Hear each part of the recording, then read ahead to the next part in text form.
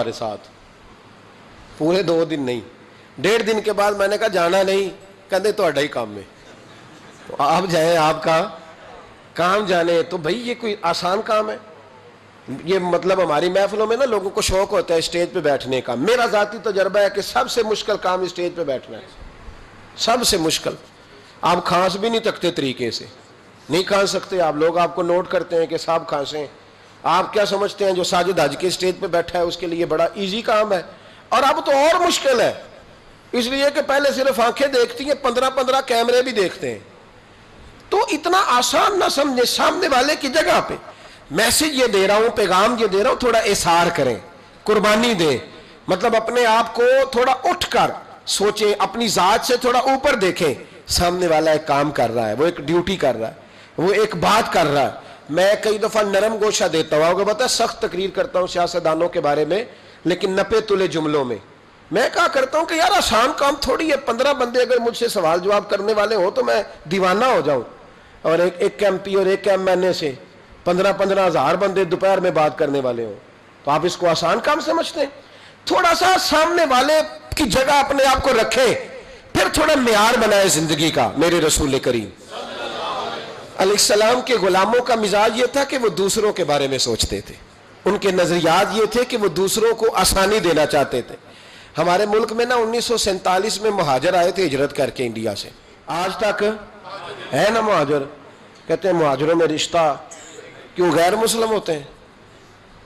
کیا مسئلہ ہے جی، کیوں نہیں کرنا؟ ابھی تک مہاجر ہیں۔ اور کئی دفعہ کچھ سیانے لوگ ہوتے ہیں، بزرگ ہوتے ہیں، تو بات کرتے ہیں تو جملہ بولنے کو دل نہیں کرتا، تو کبھی طبیعت زیادہ اکتا آ جاتی ہے۔ تو ایک دن ایک صاحب کہنے لگے جی وہ فلاں آدمی جو آپ کے پاس آتے جاتے ہیں تو وہ مہاجر ہے؟ میں نے کہا جی پاکستان تو 47 میں بن گیا تھا، اب آپ بتا دیں انہوں نے کتنا عرصہ اور مہاجر رہنا ہے؟ مطلب مہاجر تو اس کو کہتے ہیں جو آیا ہے تھوڑی دیر کے بعد چلا جائے گا، تو ان کا پروگرام کوئی نہیں، اب انہوں نے ادھر ہی رہنا ہے۔ مہربانی کریں کوئی تھوڑا سا نام، اور پھر چونکہ ہم نے یہ تھوڑی سی زیادتی کی تو لوگوں نے اس پہ سیاست کی، کو پتہ ہے کتنی خوفناک سیاست ہوئی اس لفظ پر۔ تو اگر ہم تھوڑا سا رویہ بدلتے، اپنے آپ سے تھوڑا اٹھ کے سوچتے، تو پھر ایک معیار بنتا تھا۔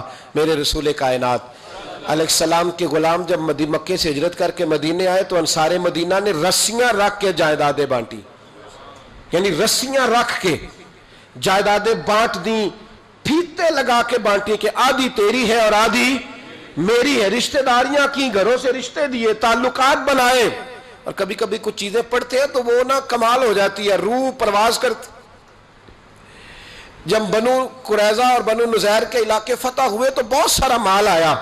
میرے نبی کریم صلی اللہ تعالی علیہ وسلم کا ارادہ بنا کہ یہ جو مال آیا ہے نا، یہ مال اب دے دیتے ہیں آنے والے مہاجرین کو، اور مہاجرین سے یہ کہتے ہیں کہ وہ جو مال انہیں انصار نے دیا واپس کر دیں۔ تو حضور علیہ السلام نے نا صرف مہاجرین کو بلایا، انصار کو نہیں۔ پہلے جب میٹنگ ہوتی تھی سب آتے تھے، فقط مہاجرین کو بلایا، اور بلا کر کے فرمایا میاں جو تمہیں مال دیے تھے نا وہ تم واپس کر دو، اب مال غنیمت میں سے بہت سارا مال آیا تمہیں وہ دے دیتے ہیں۔ تو مہاجروں نے کہا حضور پہلے بھی آپ کے کرم سے ملا تھا تو اب بھی آپ کے کرم سے مل رہا ہے، جیسے دل کرتا ہے کر دے، ہمیں کیا اعتراض ہے۔ یہ بات جب ان کے ساتھ طے کر لی تو آہستہ آہستہ نا بات مدینے میں پھیلی، انصار کو پتہ چلا، انصار مدینہ جمع ہو کے دروازہ رسول پہ آئے۔ حضرت سعد فرمانے لگے یا رسول اللہ، پڑھیے درود شریف، پھر پڑھیے، تیسری دفعہ بھی کہیے گا صلی اللہ علیہ وسلم۔ حضرت سعد حاضر ہوئے تو عرض کرنے لگے یا رسول اللہ آج کچھ الگ معاملہ ہو گیا ہے۔ سعد آئے، مہاجرین انصار سارے، تو حضرت سعد ان میں سے بولے یا رسول اللہ آج عجیب معاملہ ہوا ہے۔ حضور نے فرمایا کیا ہوا؟ کہا حضور پہلے جو بھی میٹنگ ہوتی تھی انصار اور مہاجر کٹھے ہوتے تھے، آج آپ نے میٹنگ کی ہے، مشاورت کی اور صرف انصار کو بلایا ہے۔ تو حضور نے فرمایا بات تم تک پہنچ گئی ہے تو اب بات کرو نا۔ تو حضرت سعد رو پڑے، عرض کرنے لگے محبوب ہم نے ان کے چہرے دیکھ کے ان کی خدمت نہیں کی تھی، ہم نے تو یہ دیکھا تھا کہ آگے مصطفیٰ کھڑے ہیں اور پیچھے مہاجرین مکہ کھڑے ہیں، تو حضور ہم نے تو آپ کا جلوہ دیکھ کر ان کے ساتھ محبت کی ہے۔ یا رسول اللہ صلی اللہ علیہ وسلم آپ نے جو فیصلہ کیا سارا آنکھوں پر چھوٹی سی خواہش ہے، اگر قبول ہو فرمایا کہو۔ عرض کرنے لگے یا رسول اللہ صلی اللہ علیہ وسلم جو مال بنو نذیر اور بنو قریظہ سے آیا ہے نا وہ بھی سارا آپ مہاجروں کو دے دیں، لیکن جو مال ہم نے دیا ہے نا ہمیں واپس نہ دیں، وہ بھی بھائیوں کے پاس رہنے دیں۔ حضور ہمیں ضرورت نہیں، ہم دے چکے ہیں، ہمارے دوست ہیں، ہمارے بھائی ہیں، ہمارے پڑوسی ہیں، یا رسول اللہ علیہ السلام اب ہمیں اس کی ضرورت ہے۔ اور ہمارے تو بھائی تقسیم ہو جاتی ہے، معاملات طے ہو جاتے، 50 سالوں کے بعد پھر جناب ہوش آ جاتی ہے کہ وہ جی تقسیم ٹھیک نہیں ہوئی تھی۔ خدا کا خوف کرو، تقسیم تو ہو چکی ہے کہ چھوٹی سی قبر میں جانا ہے، معاملہ تو طے ہو چکا ہے، یعنی 50 سالوں کے بعد پھر سے کیس لوگ کر دیتے، پھر سے تکلیف دیتے ہیں، تکلیف میں رہتے ہیں، اذیت دیتے ہیں، کہانیاں بنتی ہیں، غیبتیں ہوتی ہیں، چھوٹے سے مال کے لیے تھوڑا سا نکلے اپنے آپ سے، تھوڑا اپنے قد سے اونچا ہو کر سوچنے کا معیار بنائیں، بڑی سوچ پیدا کریں، بڑی سوچ۔ اقبال سے کسی نے کہا کہ ہم پہلے تو ان کا بھی نظریہ کچھ اور تھا، بعد میں جب وہ بڑی سوچ کے مالک ہوئے تو کسی نے ان سے کہا کہ یہ ہندوستان ہمارا وطن ہے، تو ہمیں کیا لگے فلسطین کے مسلمانوں کے بارے میں؟ تو اقبال کہنے لگے چپ کر، یہ تو نے کیا کہا؟ کہنے لگے بازو تیرا توحید کی قوت سے قوی ہے، اسلام تیرا دیش ہے۔ انڈیا پاکستان بنگلہ دیش نہیں، اسلام، بولیے اسلام تیرا، کیوں کہ تو مصطفی ہے، اس لیے کہ تو نبی پاک والا ہے۔ بازو تیرا توحید کی قوت سے قوی ہے، اسلام تیرا دیش ہے، تو مصطفی ہے، تو حضور والا ہے، لہذا تو چھوٹی بات کرتا ہے۔ اپنے قد سے اونچا اٹھ کے پھر بڑا مزہ آتا ہے، پھر زندگی جینے کا ذائقہ نصیب ہوتا ہے۔ یہ جو درویش تھے نا، درویش اللہ والے، جتنوں کی زندگی میں نے اب تک پڑھی ہے، اتنے مخلص ہو کر دین کا کام کرنے والوں کو میں نے دیکھا ہے نا، ان کی ذاتی زندگی پریشانیوں میں گزرتی، اس لیے کہ جب آپ کے ذمہ ملی خدمت ہوتی ہے نا، قومی، تو پھر ذات بڑی دور رہ جاتی ہے، پھر بڑی۔ ہمارے لوگ ایک لفظ بولتے ہیں کہ فلاں آدمی اب پبلک پراپرٹی بن گیا ہے، وہ تو اب قوم کا آدمی ہے، ملی زندگی تھوڑی مشکل۔ اور ہمارے بزرگوں نے ایسی ایسی قربانیاں دی ہیں، ایسی ایسی قربانیاں، دین کے چمن میں بہار ہے نا آج، ایسی ایسی قربانیاں ہیں کہ کبھی ہم وہ چیزیں دیکھتے ہیں نا تو سوچتے ہیں کہ یار یہ انسان تھے یا زمین پہ چلنے والے فرشتے تھے۔ اس طرح بھی کو کرتا ہے۔ شیخ شرف الدین رحمت اللہ علیہ درویش تھے دلی کے، بہت سارے لوگ مرید تھے، ایک بڑا خدمت گزار مرید تھا، مزدوری کرتا تھا، غریب تھا، تو 6 بیٹیاں تھیں اس کی۔ حضرت صاحب کے پاس روز آ کے کہتا حضور بچیوں کے لیے دعا کریں، اللہ کوئی اسباب پیدا کر دے، ایک بچی کی شادی کا خرچہ 1000 دینار ہے اور میں غریب ہوں۔ حضرت صاحب دعا کر دیتے۔ خانقاہ شریف کے تھوڑے ہی فاصلے پر حضرت جہاں بیٹھ کے مریدوں کی تربیت کرتے تھے، اس سے تھوڑا ہی فاصلے پر نا ایک عیسائی رہتا تھا، بڑا مالدار تھا، بڑی سارے اونٹ، گائیں، بھیڑ، بکریاں رکھی ہوئی تھی، اور حضرت شرف الدین رحمت اللہ علیہ کی بڑی مخالفت کرتا تھا۔ اور یہ جو آپ کا غریب مرید تھا، یہ اس کا پڑوسی تھا، ایک دن بلا کے نا ان کو کہنے لگا کہ تو کدھر جا کے جو ہے وہ ٹکرے مار رہا ہے، وہاں سے کچھ نہیں ملنے والا، وہ تجھے کیا دیں گے جن کی خانقاہ خود چندے پہ چلتی ہے، مدرسہ چندے پہ چلتا ہے، مسجد چندے پہ چلتی ہے، تیری بیٹی کا معاملہ کہاں حل ہوگا؟ تو اس درویش نے کہا کہ تو میرے پیر کو نہیں جانتا، تو مجھے میرا محبوب نہیں ڈٹھا، تو پتہ نہیں نا، تو اس رستے کا مسافر نہیں، تو نہیں جانتا، ان کا بس چلے نا تو وہ ہر قیمت میں میری بیٹیوں کی شادی کرا دے۔ اب وہ عیسائی تھا، کہنے لگا اچھا چلو ٹھیک ہے، اگر اتنی بات ہے نا تو جاؤ ان سے جا کے کہہ دو کہ 6 سال کے لیے میرے ساتھ معاہدہ کر لیں، وہ میرے جانوروں کو چارہ ڈال دیا کرے، 6 سال ڈیوٹی کرے، میں 6000 دینار دے دیتا ہوں۔ وہ میرے ساتھ 6 سال میرے جانوروں کو چارہ ڈالے، رکھتے ہیں نا اب چارہ ڈالنے کے لیے ایڈوانس پیسے دے کے، اب تو لوگ انہیں بھی غلام ہی بنا لیتے ہیں، بڑی تھوڑی تنخواہ دیتے ہیں، ظلم کرتے ہیں، پورا معاوضہ نہیں دیتے۔ حضرت شیخ شرف الدین کے بارے میں وہ کہنے لگا جا اپنے پیر سے جا کے کہہ کہ میرے جانوروں کو 6 سال چارہ ڈالے، میں 6000 دے دیتا ہوں، تو جو کہتا ہے ہر قیمت پہ جانے کو تیار ہے۔ اس نے جب یہ بات کی تو مرید نے ناراض ہو گیا، وہ لڑائی ہو گئی، گریبان پکڑ لیا، جھگڑا ہوا، بات بڑی دور گئی، اس طرح کی بات کرتا ہے میرے حضرت کے بارے میں، تیرے جیسے کئی میں وہاں کام پہ رکھا دوں۔ جب وہ بڑی بحث ہوئی، بات محلے میں، علاقے میں پھیل گئی، دنیا نے سن لی، تو شیخ شرف الدین تک بھی پہنچ گئی۔ اس طرح جھگڑا ہوا ہے، لوگ سو گئے عشاء کی نماز کے بعد۔ حضرت صاحب نے نا سر پہ کپڑا لیا، اس عیسائی کے دروازے پہ دستک دی، وہ باہر آیا، فرمانے لگے لوگ تو سوچ سمجھ کے ملازم رکھتے ہیں، تو نے بھی تو سوچ ہی لیا ہوگا تبھی تو مجھے آفر کی ہے، تو اپنی آفر پہ قائم ہے؟ واقعی مجھے رکھ لے گا اور 6000 دینار دے دے گا؟ کہنے لگا جا بابا کام کر اپنا۔ فرمایا نہیں، تو نے اتنے لوگوں میں بات کی، اتنی بحث ہوئی، تو قائم ہے؟ کہنے لگا میں تو قائم ہوں پر آپ نے نہیں قائم رہنا۔ فرمایا میں سوچ سمجھ کے آیا ہوں۔ اس نے کہا آپ ڈیوٹی کریں گے، بحثوں کو چارہ ڈالیں گے؟ فرمایا ایک شرط، بس جب اذان ہو جائے نا تو مجھے رب کی نماز پڑھنے کی اجازت دے دینا، باقی صبح و شام جو تو کہے گا۔ اگر اس غریب کی بیٹیاں بیائی جائیں تو مجھے اور کیا چاہیے، اس کی 6 بیٹیوں کا بوجھ ہے اس کے سر پہ، تو مجھے رکھ لے۔ اللہ اکبر۔ وہ کہنے لگا چلے پہ میرے ساتھ خط بندگی کر لیں، آج کل ہم اسٹام کرتے ہیں، اس زمانے میں خط بندگی ہوتا تھا، غلامی کا خط، قاضی شہر کے پاس، یعنی اس کا خیال تھا کہ چلو اسٹام کی بات کروں گا تو بھاگ جائیں گے۔ فرمایا چل میں تیار ہوں۔ قاضی تک گئے، طے ہو گیا، 6000 دینار دے دیے۔ حضرت نے مرید کو بلایا، فرمایا پتر یہ لے جا، جا میری بیٹیوں کو روانہ کر دے۔ کہنے لگا حضور یہ کیا کر رہے ہو آپ، کچھ سوچیں۔ فرمایا یار جب تجھے بیٹا بنا لیا تو پھر میری پوتیاں تو لگتی ہیں نا، میرا حق تو بنتا ہے نا، جا کے ڈیوٹی کر، ان کو بیاہ دے۔ بات پھیل گئی، بادشاہ بھی عقیدت مند تھا، وہ 12000 دینار لے کے پہنچا۔ کیا بتاؤں ان رب کے بندوں کا دل کیسا ہوتا ہے، کیا درد ہوتا ہے، کیا رنگ۔ 12000 دینار لے کے بادشاہ آیا اور آ کے حضرت کو پیش کیے کہ حضور آپ دیں اس عیسائی کو، ڈبل دیں اور جائیں کام کریں۔ آپ فرمانے لگے تو پیسے دے، شرطیں نہ لگا، میرا جہاں دل کرے گا میں خرچ کروں گا، مجھے تو مزہ ہی اب آنے لگا ہے، ابھی تو لطف آ رہا ہے، ابھی تو ذائقہ آیا ہے کچھ کرنے کا، پیسے دینے ہیں تو دے، پابندی نہ لگا، جہاں میرا دل کرے گا میں۔ اس نے کہا حضور ٹھیک ہے رکھ لیں۔ حضرت نے فجر مسجد میں پڑھی، جیب میں 12000 دینار تھے، اعلان فرمایا بھی کسی اور کی بیٹی بھی بیٹھی ہے تو پیسے میرے پاس ہیں۔ وہ 12000 دینار بھی بانٹ دیا، اور 12000 دینار بانٹ کے نہ تو پھر چلے گئے کھیت میں چارہ کاٹنے۔ اس عیسائی کو کسی نے بتلایا کہ ان کے پاس تو 12000 آیا ہے پر تجھ سے جان نہیں چھڑائی انہوں نے، کہ وعدہ یہ ہوا تھا کہ 6 دیں گے تو جائیں گے، جب تک دیں گے نہیں تیرے گھر میں کام کریں گے۔ وہ نہ چارہ کاٹ رہے تھے، حضرت صاحب تو وہاں پہنچ گیا، دور جا کے کھڑا ہو گیا، کہنے لگا بابا پہلے تو میں نے مسلمانوں کے اخلاق سنے تھے، اب تو میں نے دیکھ بھی لیے، پر یہ بتا جب 12000 آیا تھا جان کیوں نہیں چھڑائی؟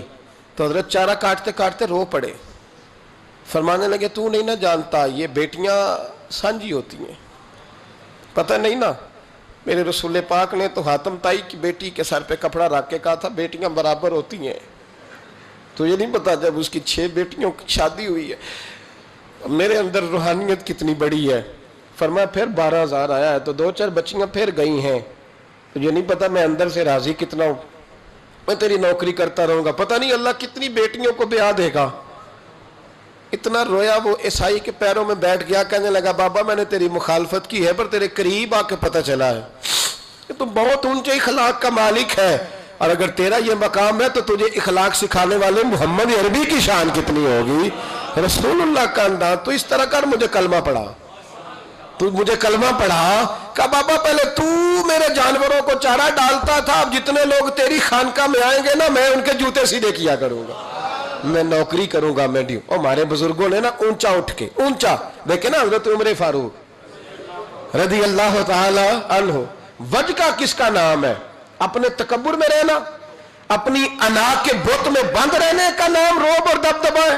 حضرت عمر رات کو گلی سے گزر رہے تو مدینے کے بالکل اینڈ پہ ایک شخص کو دیکھا، اس نے خیمہ لگایا ہے اور اندر کسی عورت کے ہائے ہائے کرنے کی آواز۔ عمر دوڑے گئے، کیا بات ہے؟ کہنے لگا بڑی دور سے امیر المومنین کو ملنے آیا اور رات ہو گئی تھی تو یہاں بیٹھ گیا ہوں، سویرے جاؤں گا، معاملہ کیا ہے؟ ہائے ہائے کیا ہے؟ کہنے لگا میری بیوی کے پیٹ میں بچہ ہے، شاید ولادت کا وقت آ گیا ہے۔ جناب عمر رضی اللہ تعالیٰ عنہ کہنے لگے روتے کیوں؟ حضور پردیس ہے، اس کے پاس عورت کوئی نہیں۔ حضرت عمر کے چہرے پہ نقاب ہے، دوڑے گئے، اپنے گھر کے دروازے پر کھڑے ہو کے اپنی زوجہ حضرت ام کلثوم کو کہنے لگے ام کلثوم یہ خاتون اول ہے، یہ صرف ادھر نہیں جائے گی ساتھ کے، اب انٹرنیشنل دورہ ہے، ورلڈ ٹور ہے تو ساتھ جائے گی۔ کہا خاتون اول ام کلثوم، جی حضور۔ فرمایا کوئی نیکی کمانے کا پروگرام ہے؟ تو کہا جناب میرا ہر وقت ہی پروگرام ہوتا ہے، آپ حکم کریں۔ کہنے لگے ولادت کے وقت عورت کو جن چیزوں کی ضرورت ہوتی ہے ذرا ساتھ لے لو، چنے لے لیے، گڑ لے لیا، گھی لے لیا، پتیلی لے لی، گلاس لے لیا، برتن لے لیے۔ حضرت عمر نے گھوڑے پہ بٹھایا، اب کرنا کیا ہے؟ تو وہ کہنے لگی آپ یہاں نا آگ جلائیں امیر المومنین، تو آپ نا چنے اور گڑ ڈالیں، اور ایک چیز جو ولادت کے وقت پکائی جاتی ہے وہ پکائیں، میں اندر جاتی ہوں۔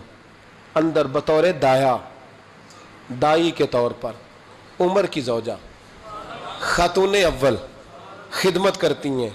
وہ آدمی کہتا ہے میں نے سمجھا یہ کوئی غلام ہے، عمر نے ڈیوٹی لگائی ہوئی ہے کہ آنے والے رات کے مہمانوں کا خیال رکھیں۔ میں اوئے اوئے کر کے بھی آوازیں دیتا رہا، اوئے یہ پانی دینا، یہ فلاں دینا، جو بے تکلف لے جائے، اوئے کا مطلب بے تکلف لے جائے۔ ادھر آنا بھائی، غلام کو جیسے آواز دی جاتی، کہتے حد ہو گئی۔ جب اندر بچے کی ولادت ہوئی نا، بچہ رویا تو جناب ام کلثوم اندر سے بولنے کہنے لگی امیر المومنین مبارک ہو، آپ کے دوست کو اللہ نے بیٹا عطا فرمایا ہے۔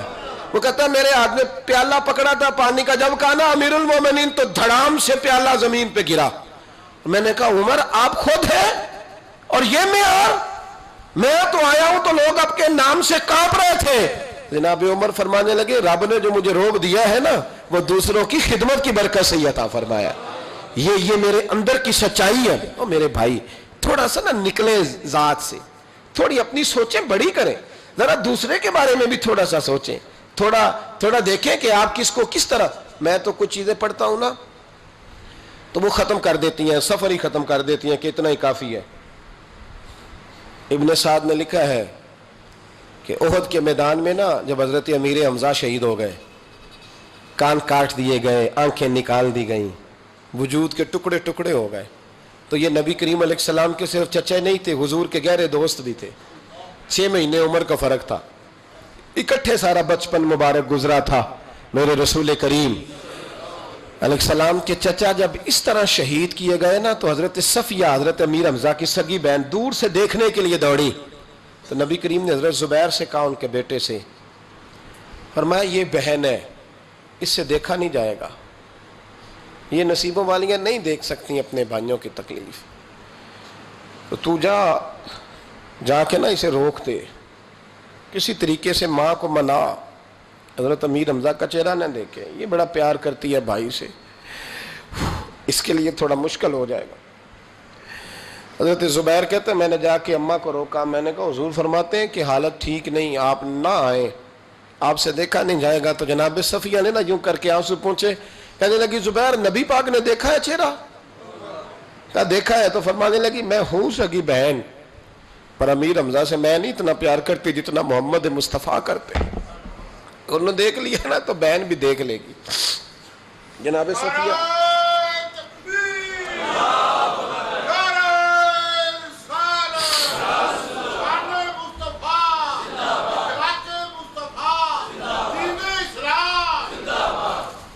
حضرت جناب صفیہ رضی اللہ تعالیٰ نہ قریب آئیں، چہرہ دیکھا، کھول کے روئیں۔ بڑی غربت تھی اسلام پر، بڑی غربت تھی، کفن کے لیے بھی کپڑا موجود نہیں تھا، کفن کے لیے۔ جناب صفیہ واپس گئی خیمے میں تو 2 چادریں لائیں، حضور کی بارگاہ میں عرض کرنے لگی کہ میرے بھائی کا نا وجود کٹ گیا ہے، 2 چادروں میں کفن دینا، ایک ذرا نیچے بچانا، ایک ذرا اوپر ڈالنا، 2 چادروں میں۔ اللہ کے محبوب کفن دینے لگے تو حضرت سہیل ایک صحابی تھے، وہ بھی ساتھ، ان کا بھی وجود کٹا ہوا تھا، تو محبوب نہ واپس آ گئے۔ جناب صفیہ کہنے لگی کیا ہوا؟ کہ میرا حوصلہ نہیں پڑتا کہ چچا کو کفن دے دوں اور دوسرا غریب ویسے ہی پڑا رہے، یہاں نفسا نفسی پڑی نہیں، کون اٹھ کے سوچتا اتنا ذات سے اوپر کا چچا کو کفن دے دوں اور وہ پڑا رہے۔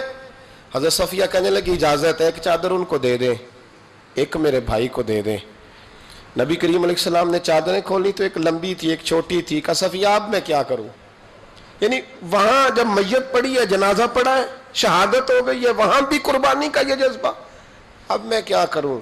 اب کیا ہوا؟ فرمایا اگر میں بڑی چادر چچا کو دوں تو یہ بھی میرا دل نہیں کرتا کہ میں ان کو بڑی دے دوں اور دوسرے غریب کو چھوٹی دے دوں، اب کیا کریں؟